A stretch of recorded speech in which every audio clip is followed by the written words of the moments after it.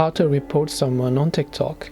Hey everyone, welcome back to our channel. In this video we are going to learn how we can report someone on TikTok, so make sure to stick with me till the end.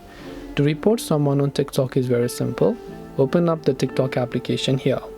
Then make sure that you're signed into your account. Then after you've done that, if there is a certain person that you would like to go ahead and then basically report. Now I don't have anything against this profile, I'm just showing it for the tutorial purposes only.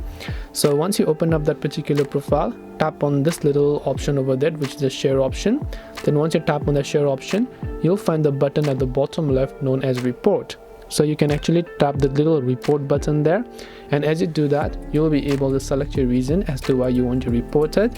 Then just select your report content or report account. So whatever your reason is, select that, and then you'll be able to report someone on TikTok.